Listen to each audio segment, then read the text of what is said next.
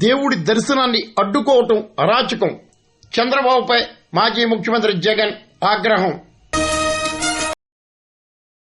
రాష్ట్రంలో రాక్షస పాలన నడుస్తోందని, దేవుడి దర్శనానికి కూడా వెళ్లకుండా వేధిస్తున్నారని మాజీ ముఖ్యమంత్రి జగన్మోహన్ రెడ్డి సంచలన ఆరోపణలు చేశారు. తిరుపతి ప్రయాణాన్ని క్యాన్సిల్ చేసిన అనంతరం తాడేపల్లి క్యాంప్ కార్యాలయం నుండి మాజీ ముఖ్యమంత్రి జగన్మోహన్ రెడ్డి విలేకరుల సమావేశంలో మాట్లాడారు. ముఖ్యమంత్రి చంద్రబాబుపై తీవ్రంగా జగన్మోహన్ రెడ్డి ధ్వజమెత్తు సంచలన ఆరోపణలు చేశారు. అవును, 4 గోడల మధ్య నేను బైబిల్ చదువుతాను, తప్పేముంది? బయటికి పోతే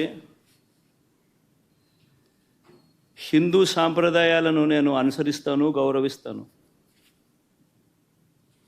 బయటికి పోతే ఇస్లాంను అనుసరిస్తాను, గౌరవిస్తాను.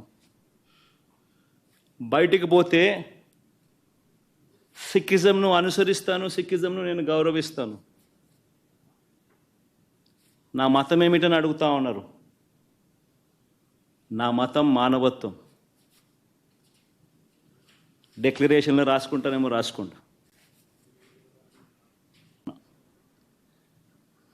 గుడికి పోయే వ్యక్తిని నువ్వు ఏ మతము అని అడుగుతా ఉన్నావు.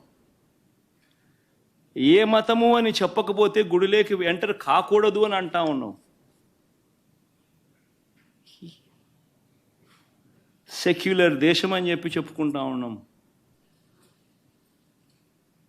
ఒక ముఖ్యమంత్రిగా పరిపాలన చేసిన వ్యక్తి పరిస్థితి ఇదే అయితే ఇక ఆ దళితుల పరిస్థితి ఏమిటి? గుళ్ళలే పోగలుగుతారా? పోయే పరిస్థితి ఉందా? పోనిస్తారా? రానిస్తారా? ఏం చేస్తా ఉండు? నిజంగా రాజకీయాల్లో మతం పేరుతో రాజకీయాలు చేయడం ఎంత దౌర్భాగ్యమో. నేను ఇదే బీజేపీ పార్టీని కూడా అడుగుతా ఉన్నా.